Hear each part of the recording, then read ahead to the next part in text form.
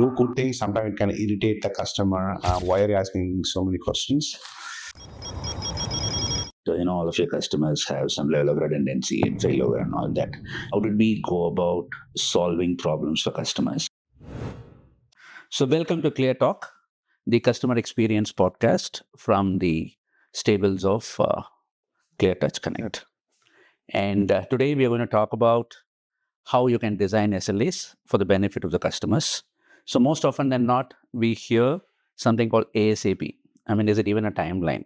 When somebody says, I'll get this done ASAP, we start to wonder if it would actually get done.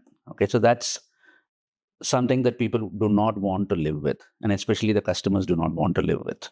So when you give, even when you design your SLAs, when you say the first response would come in 24 hours and your resolution would come in 72 hours, what do the customers experience? They don't really experience 72 hours. They actually experience anxiety. Yeah. They experience lack of clarity. They experience broken expectations. So how do you actually go about defining SLAs that would benefit the customers and that would match their expectations is what we are going to talk about in this podcast. And to do that, we have Uttaman Bhakthakrishnan, who's the Executive Vice President of ClearTouch Connect.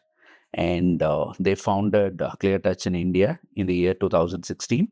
And since then, they haven't had even one customer churn from them.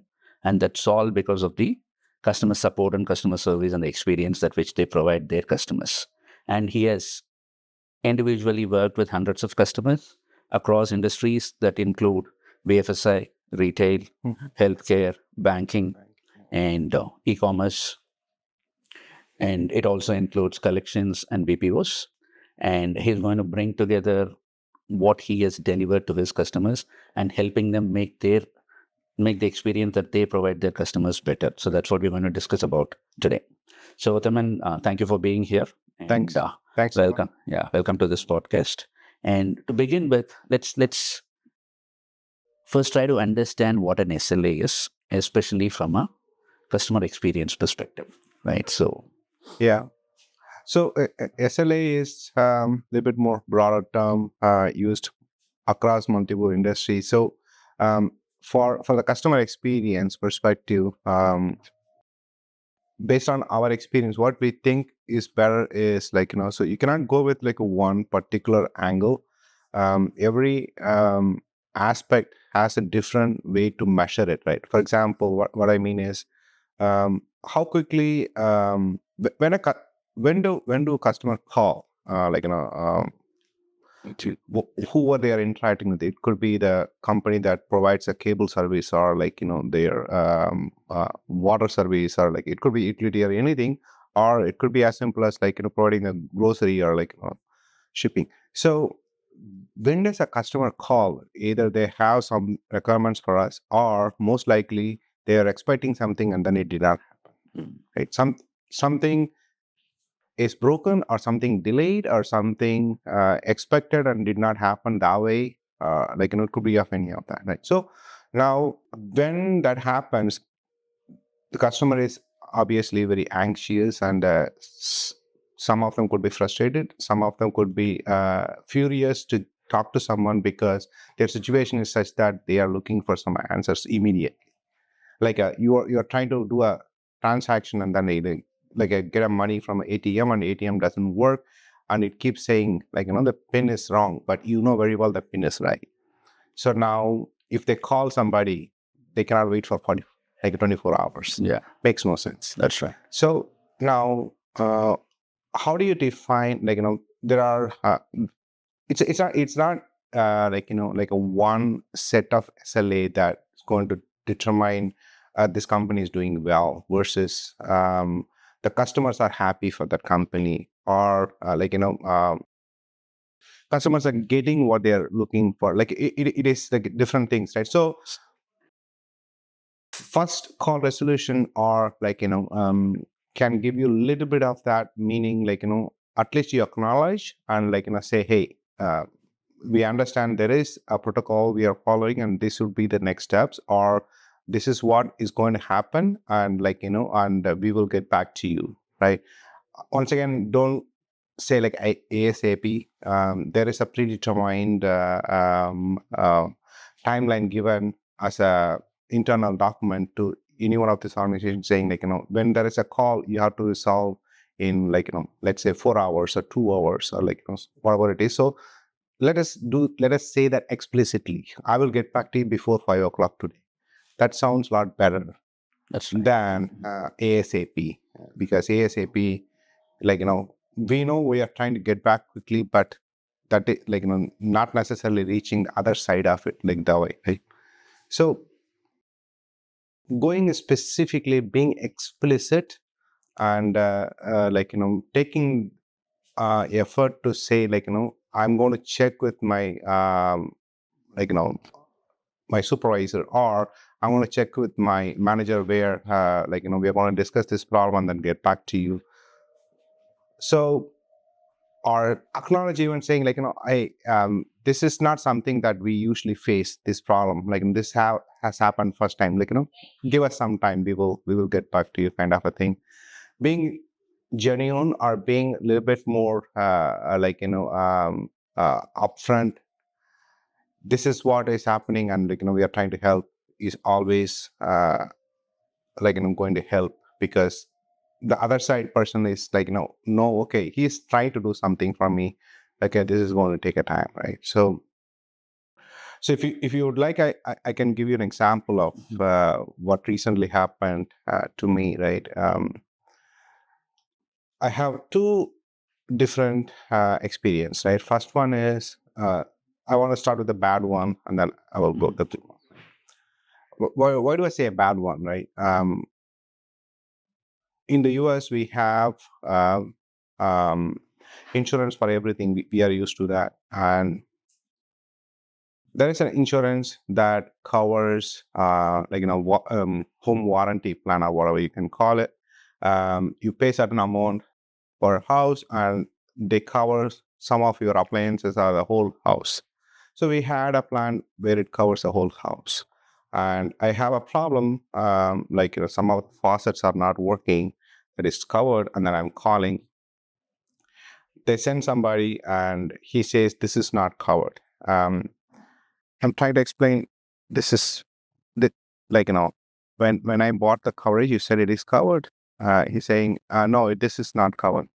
So to cut short, like, what happened, he went back. He didn't even have a courtesy, like, to explain us what happened, what is the procedure, or, like, or what it, like, what we have to do to make it work, or anything. And then he just left. And when we called again, the customer service, like, they were so rude, or, like, not even acknowledging the problem, saying, oh, this is how it is, like, you this is not a problem that something is, like, covered.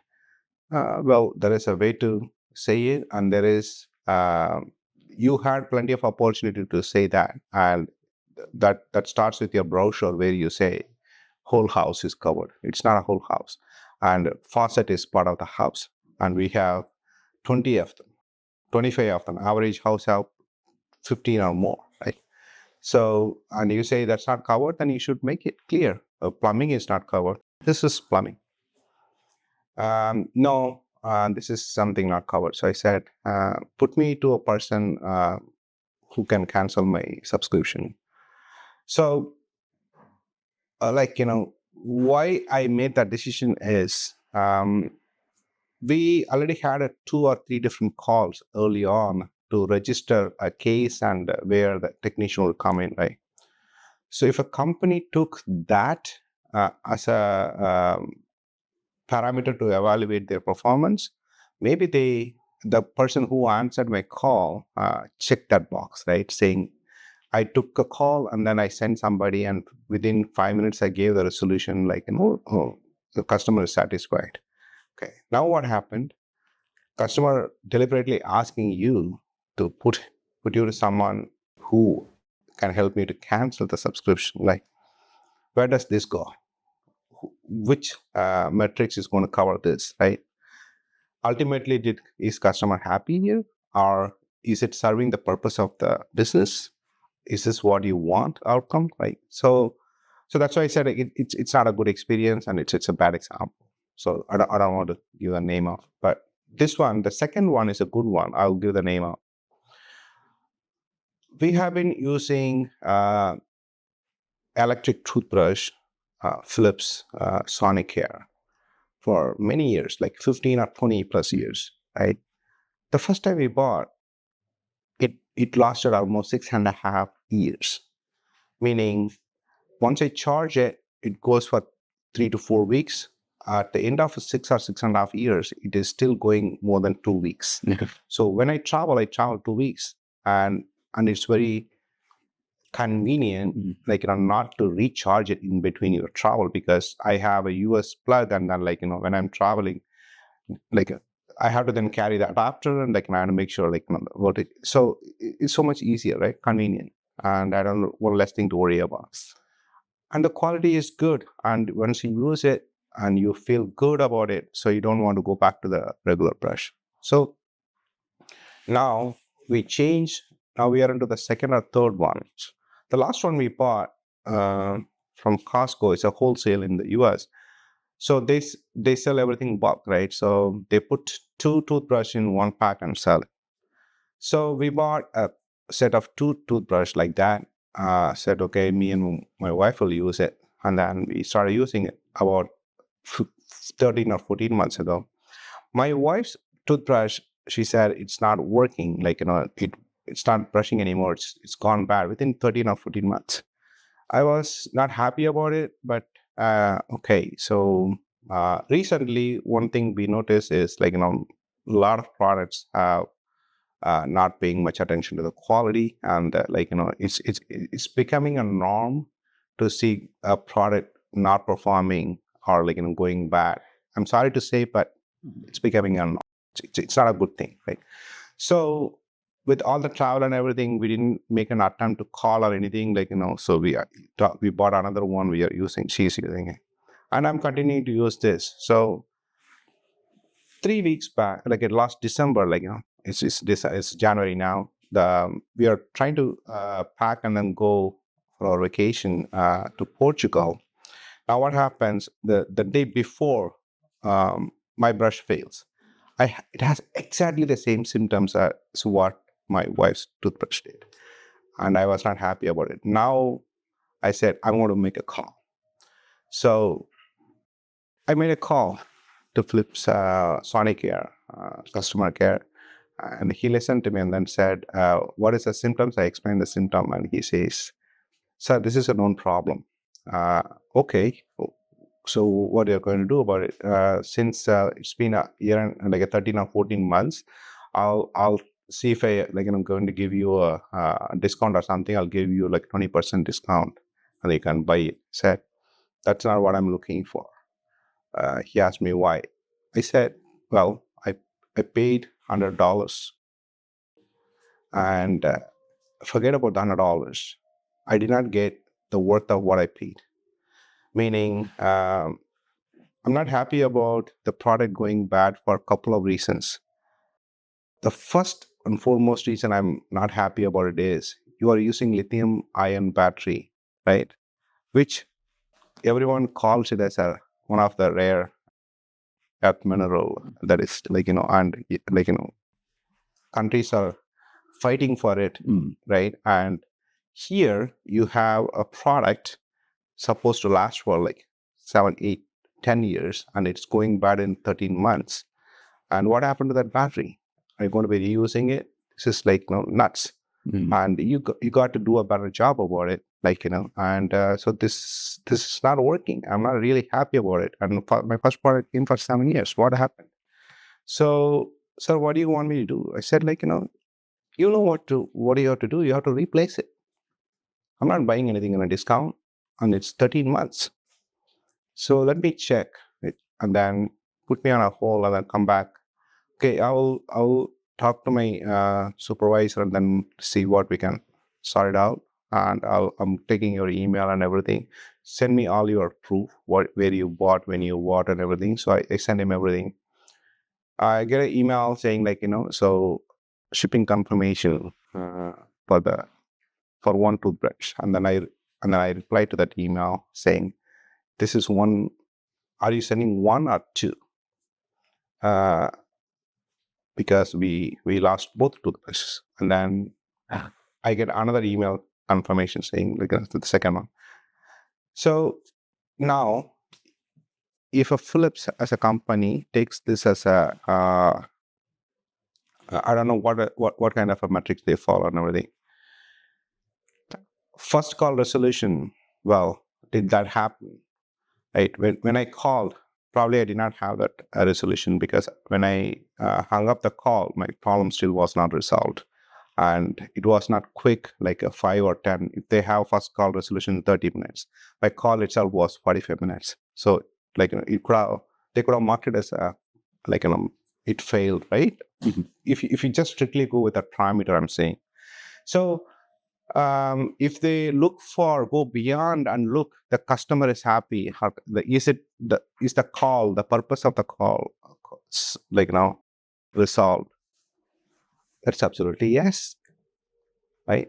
So this is why, the first one probably checked the parameter if they're strictly following the parameter. The second one did not check the parameter, but then it ended up serving the customer the way it is supposed to.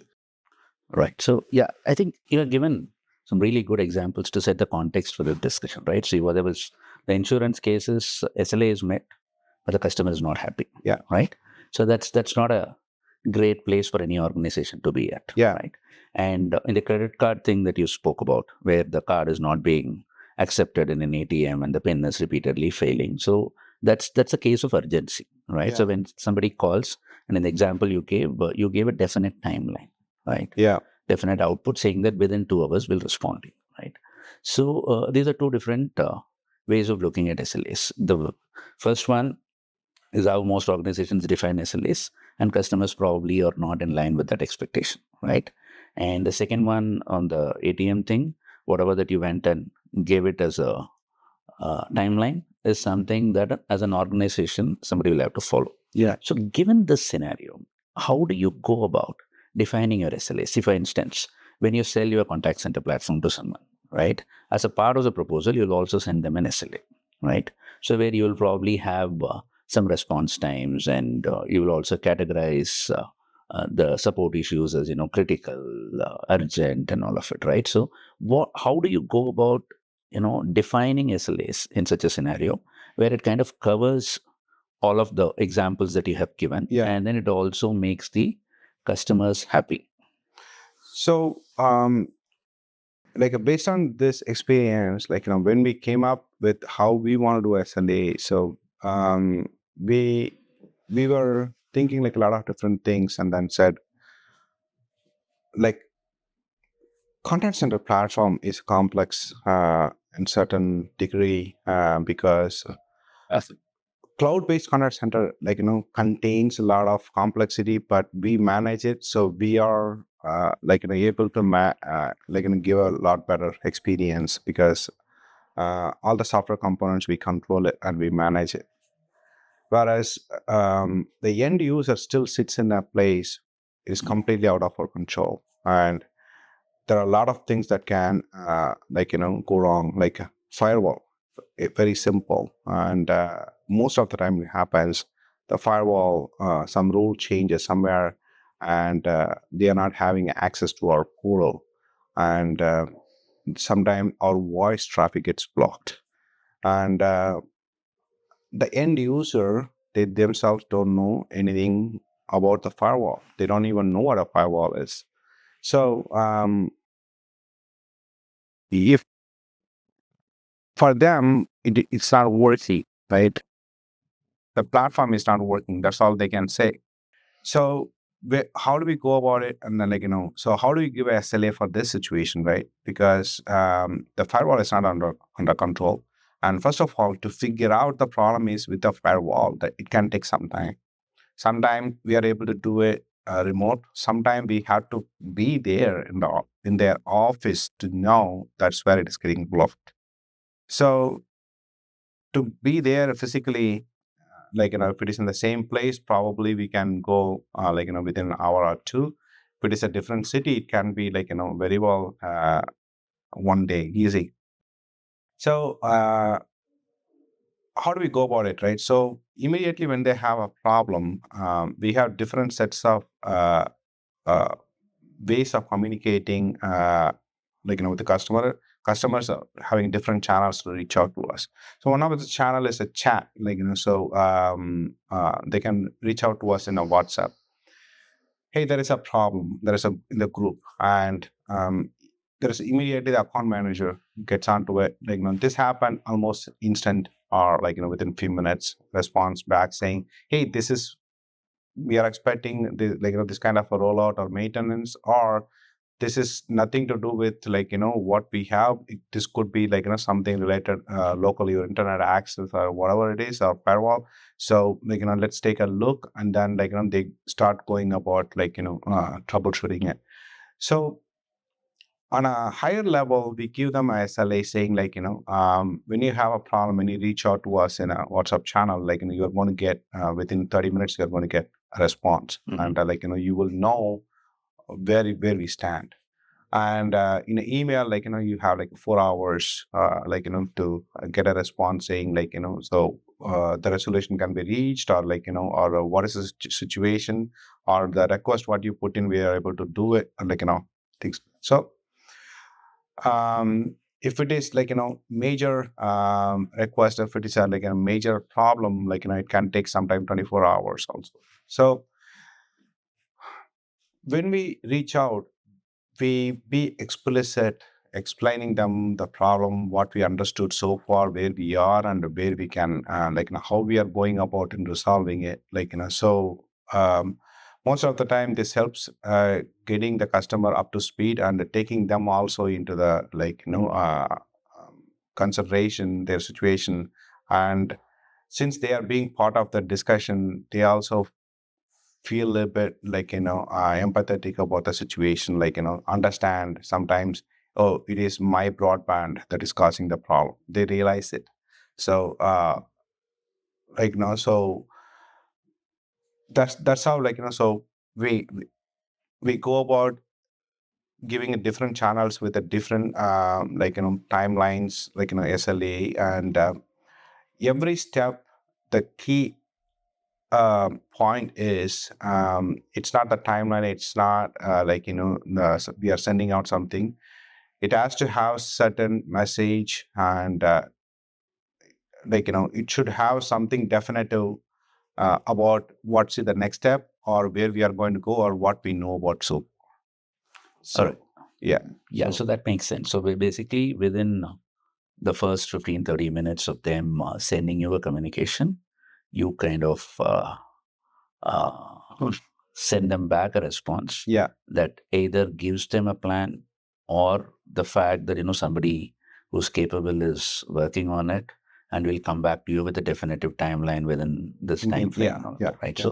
So can you give some examples where with your own experience, where this kind of an SLA, where you are trying to ensure resolution as opposed to response, right? And one place where it has kind of failed also, right? So if you could give either one of these examples where it has been a success or where it has been a failure. Yeah. So there are a lot of places it's a success or failure. It depends how we can look at, right? Because when you are dealing with a problem that is not under your control, how do you go give a timeline to it? Because it's not under your control. Most of the time, the problem lies when there is a broadband fluctuation, where there is a network outage, or something internal, as I said earlier, like a firewall. So none of them is being controlled by us, and there is no way we can put a timeline to it, because we can only request, we can only tell them this is where the problem is, how do you go about it? So that's why, like I said, we want to be liquid in our approach, finding a solution appropriate for that situation. There are clients who we can give an entirely different solution on the fly. For example, if your troubles, your internet is really bad, and calls have to go. We have different way of letting them to make a call where they ride only on the on the telco and not rely on the broadband connection. So is it an ideal solution? Probably not. Would we give the solution all day long? No. But um, knowing the problem, magnitude of the problem, and they are not going to be in a position to resolve it because, tracking down their broadband provider, and then, he has another backend provider, going through the whole chain and figuring out the problem, or there's a fiber cut, and they know the line is not going to be up before 5 6 hours. They cut the fiber for some reason, and it is going to take time. So how do you go about and call this as a success or not? Success, in a way, the business continues. Failure, in a way, the experience what they get using our platform is not the same, at least for that time, right? So yeah, many times this happens. So that's why the the key important point here is the team who handles it most of the time have to be empowered with a lot of knowledge and tools to figure out the problem and go about and take a decision what is appropriate for that situation, and they have complete control over it, meaning they own it and they do it. They don't have to ask for a permission or ask for a approval for anybody, because there is nobody to approve it. It is them who makes that decision, who executes it, and who gets it done. And at the end of the day, we discuss, okay, this is what happened, this is what we did, and this worked, and this did not work. And so as a team, we learn and we improve on it. So as over the years, like it's been 10 years now, we have done a lot of good learnings, how to handle, how to go about it, and so when a new team member comes, it's easy for them to also grab this information, take guidance from the others, and get ready quickly. That's how we are able to manage it in a way that I wouldn't say our customers were always 100% happy about everything, so that's why they are staying. That's not the reason, because it's just not practical. We are living in a world where like you know uh, the instant gratification has become the most uh, wanted, or most expected behavior, knowingly or unknowingly, right? Right. So you take a phone, you scroll down, there are a lot of things that happens behind the scene, and you are now looking at a video, you're now looking at an app, you're now looking at an advertisement, you're now looking at a different thing. Everything happens just a scrolling, right? And which was not there many years ago, right? And this would have taken a lot more time, Absolutely. right? So Absolutely. knowingly or unknowingly, we all are getting used to it, and so the expectations, being that way, can sometimes lead you to unhappiness. But that is not something we can solve. That what we can solve is every time being empathetic and being open, upfront, telling them this is what happened and this is what we tried to do to help you, and and this is where we are, so this always, because they themselves know they are in a business where they are not able, they are going through the similar issues or challenges with their end customers, so they understand. So that has been the success, the mantra for us. Yeah. All right. So, see, in the example that which you gave, you spoke about things that which are not per se in our control, right? So, for instance, network outages, right? So, assuming that all of your customers have some level of redundancy and failover and all that, can we look at some examples where things were in our control, okay? And how did we go about solving problems for customers, right? So there were a couple more things that which you mentioned in your while you were talking. You spoke about you having a knowledge base, and then your support is able to uh, look at the knowledge Yes. base and then provide responses faster and all of it, right? So how much does your knowledge base really help in keeping these SLAs shorter? Okay, and how much does your knowledge base help in making the customer experience better? For instance, there are probably a lot of things that which you can proactively avoid also by keeping your customers informed about Yes. something that's happening for someone else, right? So Yeah. from that angle, could you give me an example in Yeah. terms of? So it's a good question. When we started like 10 years ago, the problems what we have now can be like a little bit more different, and the feature sets are evolving quickly, where the how they are interacting with our platform, or how they are uploading the data, for example, is entirely different than how they were doing many years back, right? Well, underlying technology could be a little bit more similar, like they were doing FTP and they are still doing it, but then we have entirely new feature that takes care of it, wraps everything for the customers to be able to send the data and receive the data, for example. So the module like LMS, for example. So our support team has to understand this better, right? So we have to do a lot of research within our platform to know how this can be applied to the customer, how this can help the customer.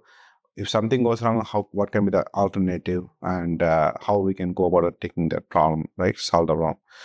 So why I'm highlighting that is the the platform is constantly evolving, and the customer expectations are evolving, and our support mechanism is also evolving, right? So if I go about and apply what we did, for example, FTP is not working, like 10 years back, the story could have been different, whereas now it is very different, right? The problem can be now a lot more automated.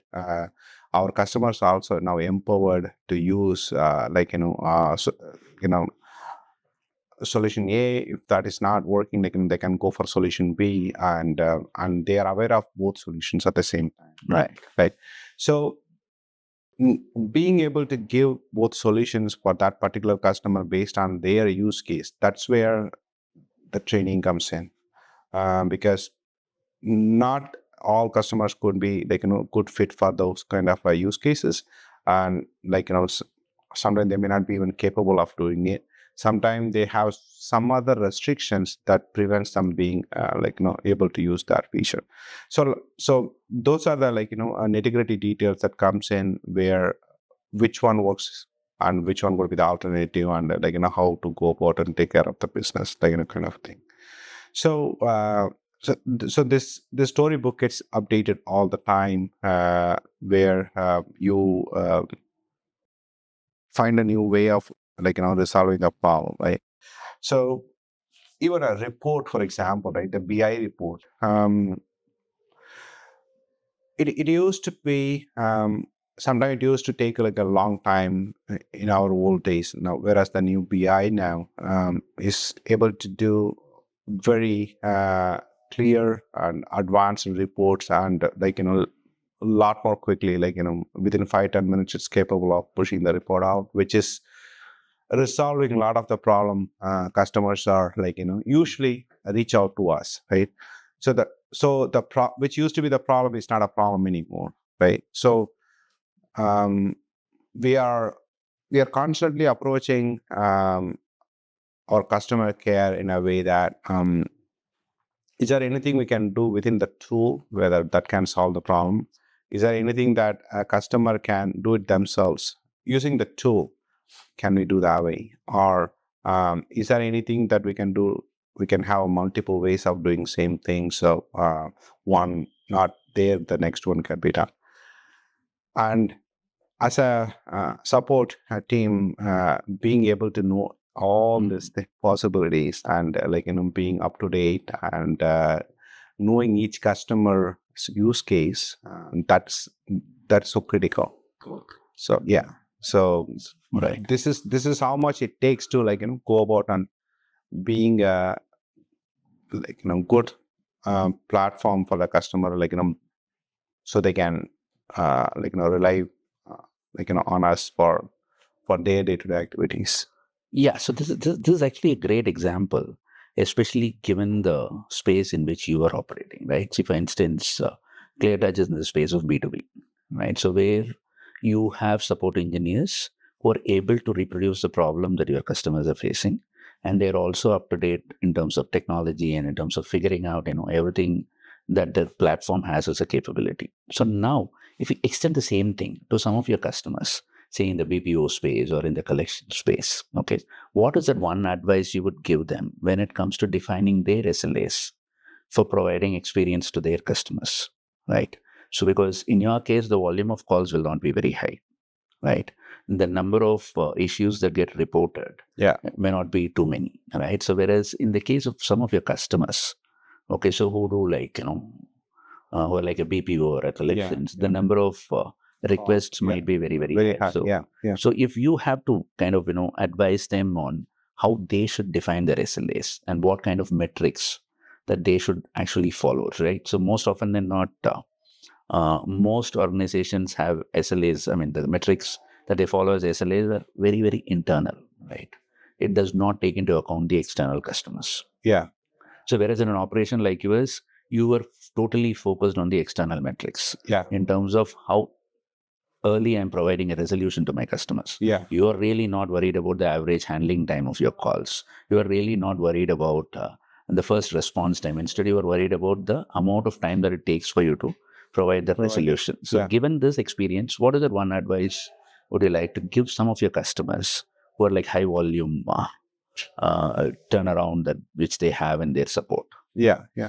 So since we are in this space and we are dealing with lots of BPOs, and now we are starting to deal with lots of banks directly and financial institutions. So um, as you said, the volume of the problem they have, the magnitude of the issues they handle is really, really high. And so there's not going to be like a one solution fit for all. So one of the biggest challenge that we see in this BPOs or in the contact centers, in the fintech or even the banking, for example, is they have a peak period and they have a lean period and they have a month end, quarter end, and they have they chase a constant target of taking care of the amount of the debt or taking care of number of loans given. There are companies who give a micro loan, so it's not the amount that matters; it's the number of loans that Yeah. matters. The other side, the loan size is bigger, so the loan amount matters, and um, the SLAs and the focus is different for different customers. So what we tell them is right now, without a proper tool, what happens? It is becoming a nightmare for them to be able to manage um, what they have to do or how to approach this problem, or even like for example, as a bank, you are giving a big ticket items as a loan, like a 1 lakh, 2 lakhs, and so now for them to be able to say they have done a successful collection. Will they go with number of calls they made, or will they go with the amount they collected? Right. So obviously, it makes sense to go with amount collected, but then how would you go to do it? Do you have a tool to do it, or do you even have a way to track your calls are done based on the uh, amount or based on some other random criteria, or how do you enforce that this is getting done, right? So prioritize it. So we being working with this collections world now for more than 25 years now, we have learned a lot about them, and we are giving coming up with the features where these all are very easy to set up, creating in different buckets and creating different priorities and creating different um, group of agents to handle certain criteria of the calls, right? So big ticket items, 2 lakhs or more, they get first priority. Like, between 1 and 2 lakh, it's next priority. Or you have a loan that is due more than 90 days has first priority, or 60 days have first priority, or that, due date is past in like within a week, they have a first priority. There are a lot of different ways to go about it, right? Because whoever is due and within the first week, if you call, the probability of getting that money collected is very high, right? Because they have been already paying it, and it could be just genuine error, or it could be they are traveling, or they could be just forgotten on the just doing one nudge, get you the result. So there are a lot of ways to go and play around and keep up with the number, right? So as a tool, when you give these options automatic way, and with a dashboard and everything, that makes their life easier, right? And so now for them to be able to do the SLA, and being able to visualize that SLA is the challenge for the most of the time, Absolutely. right? Yeah. Because you can have SLA, but then by the time you crunch all the numbers and come up with the idea whether I met the SLA, if it takes let's say like a 6 hours or 2 days or 3 days, so some companies have to collect data from all their individual BPOs. By the time they collect the data and combine everything and then produce a report, it could be like 3 or 4 days. Right. What good it is, probably there is nothing you can do about it, because 4 days have gone, and then 4 days more calls have already happened, and now you are sitting, and then what are you going to do about what happened 4 days ago? So that's why when you have the right tool, and when you have the right information the right time, makes your life a lot easier. Absolutely. So yeah. So listening to you, I get a sense that, defining SLAs is probably one of the most challenging things when it comes to customer experience, right? yeah, Because yeah, it's not a one size fits all, and depending upon situations, it has to vary and all that. So I have had one experience recently, right? So where an airline gave me an voucher for one travel, right? So instead of booking from Delhi to Chennai, I booked from Chennai to Delhi, which meant I won't be able to use it. yeah, So when I called them, they said this is non-transferable and I cannot even change the dates because it's a voucher-based booking. So which means I have lost the voucher, yeah, which is okay with me. But then they have also charged me another 1,080 rupees as airport charges yeah, and other surcharges.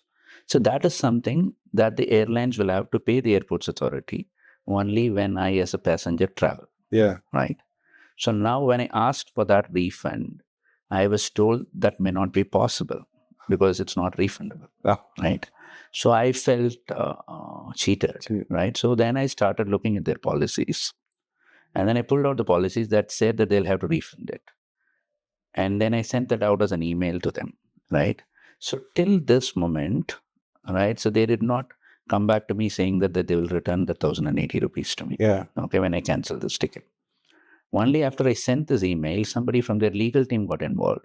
And they said, yeah, you're right, we'll repay that 1,080 rupees. Now, assuming that I don't send that email, okay, they have met their SLAs of responding to my question, yeah, right? yeah. So, and it gets closed as SLA met, right?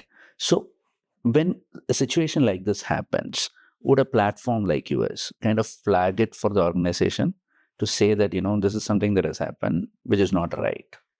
Though you have met your SLAs, your customer has been cheated here, right? Does it flag So such SLAs as well? how this can be done is the platform is capable, right? When you do voice analytics, when you enable it, so it's going to capture this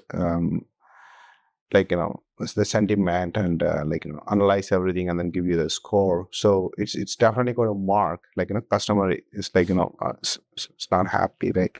But how the customer wants to take it, how they are going to perceive this data, right? Are the situation, are they deliberately doing it, right? They like, it is so convenient, or it is lying so down the policy somewhere, like, that never made up to that support team as a point that they should be aware of. Like, they are never made aware of those things, right? So he's repeating the same thing, saying it is like, we cannot refund it without even knowing what their policy is, right? So uh, yeah, as a as a as a connect center platform, we can definitely, flag and capture and highlight it, but as a customer, how they want to use it, how they want to perceive that data, and how they want to use that flag itself, it is it is going to be up to them to be able to make that decision. So I agree, like companies with such a big operation, and not able to solve this kind of straight, this problem is not just a straightforward problem, and also this can happen to many people, Right. many people, Absolutely. right? Many people book and cancel it, right? They happen all the time. So in fact, the airlines I fly, after the COVID, before the COVID, it was a big thing to cancel or change the date. Now there is no fee, and I can change it any number of times, and there is nothing they would charge, so because there are a lot of things that goes in everybody's life, there's you cannot control everything, and they have to change, so you're changing from Monday to Friday. If the Friday is a little bit more expensive, that difference you would pay. If Friday is cheaper, you would get the refund. So but you don't pay anything for the difference. So that is that's a kind of sophistication, and the customer service airlines have started moving towards. So hearing this one is is really disappointing, and yeah, it's not a good experience. Yeah. So I mean, if I had sent that mail, I would be poorer by 1,080 rupees. Right. So that's very good. Yeah. So now, I mean, we discussed at length about SLAs and figuring out how to define and all that. So one thing that's clearly coming out is SLAs are a work in progress. Yeah. Right. So it's not something that you can define and then forget about it.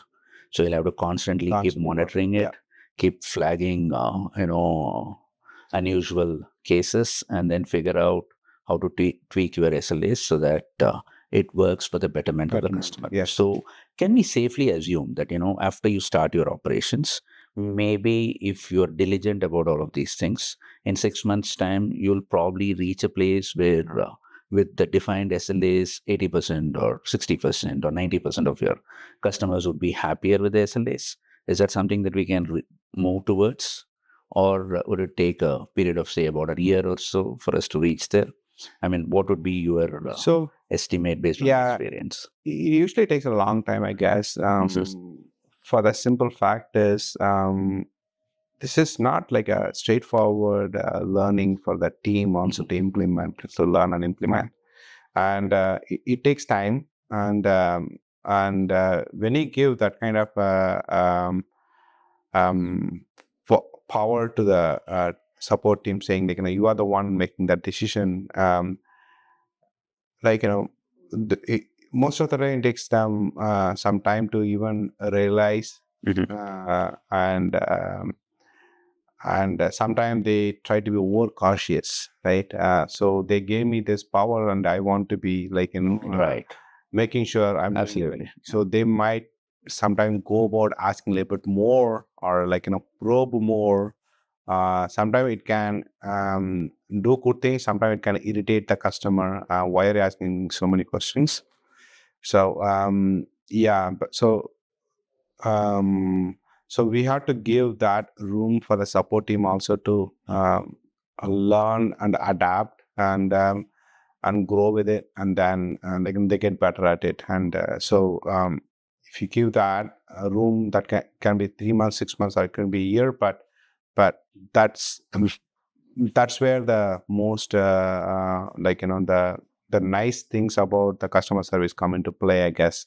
So enabling them and making them comfortable in having that power. Okay. Meaning, I have a power to make a decision and to say yes or no. Mhm. So to say yes, I'm going to ask this questions. To say no, I'm going to use this as the criteria. So, but then, yeah, like, did I do it right? Did it solve the problem? Did the customer, is the customer happy at the end of the day? That's a biggest question. And and that's where the importance should be given. It should not be like you know driving them towards, you have to have this many yes, or you have to have this many no's, Right. or you have to do it within 5 minutes. It's it's a nice thing to do, but just it may or may not, most likely may not resolve the problem. So it might go against what you're trying to do. Absolutely. Absolutely. Right. So yeah, to kind of sum it up, I would say that SLAs are a work in progress, right? So it's not easy to define something and forget about it, right? So we'll have to constantly keep learning and putting guardrails at different points in time, and then keep Fine tuning it. yeah, keep tuning it further and further till we get it right. But one thing has to be very, very constant in all of these endeavors, which is to ensure that the customer issues are resolved Resolve. and customers' happiness is given the utmost importance. Yeah. Okay, so even before we wrap up, nothing related to SLA. Okay, so it's going to be a personal question. Cool. On you spoke about some of your travels and all that. What are the 3 destinations that you would want your listeners to visit definitely based on your visits? Oh man, the personal, the personal favorite, which I did not think that would be, is Costa Rica. Oh. So when someone suggested me, we have different groups for doing different activities. So Okay. so one group is for taking a adventurous vacation, and this friend of mine is from Kolkata, and they are real adventurers. Their family, him, his wife, and his daughter, they do like a lot of things that which they cannot think about. Meaning, going visiting a place and all that. So they do a lot of good research and take a like a vacation where we do a lot of encounter with nature and like things like that. So in fact, when they suggested, I said, we are not going to ride our own SUVs. We are 3 families. We are going to take like a big 15-seater and with a driver, because I don't want to go drive there. So I want to enjoy the scene, and I want to have somebody who knows that place. Yeah. So because I had that dilemma in my mind that probably like I'm a little bit more safer with a family if there is somebody with us, rather than us roaming around almost. But then when we went there, it was absolutely nice, and the rainforest and the big crocodiles and the big. I'm not a big fan of crocodile, but it was amazing to see such a big creature. We are standing on a bridge and down, keeping a lot of them keeping their mouth open, wide open, and I don't know, they're resting or they're being in that position. It was like a very good experience. Yeah, so they breathe through their mouth. Yeah. Right. So it's like, it was amazing. Yeah. And of course, the second one could be a little bit more predictable, I guess. The Hawaii. Hawaii is my personal favorite for a lot of reasons. Like I like beach. I like a lot of warm weather and natural food and everything. And so that ticked me all the boxes there. And it gave me an option to learn surfing. So I never did it. So we took a class, and me and my son, and so it was like yeah, like up to my hip, I guess, water. But when the wave comes, it can be like, above your head. But yeah, but then but we are able to take a lesson, and we are able to ride few waves and everything. It's been my personal favorite there. Like, and there are a lot of places we go within US in Canada, but Canada definitely took my attention. Not just me, my even my family. Absolutely stunning water with different colors, like green, blue, and like the lake I'm talking about. And the waterfalls right next to the road where you're driving, and such a pure, fresh water, which, like, from going from this part of the world, like it is always amazing for us to see that, right? The fresh water. So yeah, yeah. I guess that's how I would.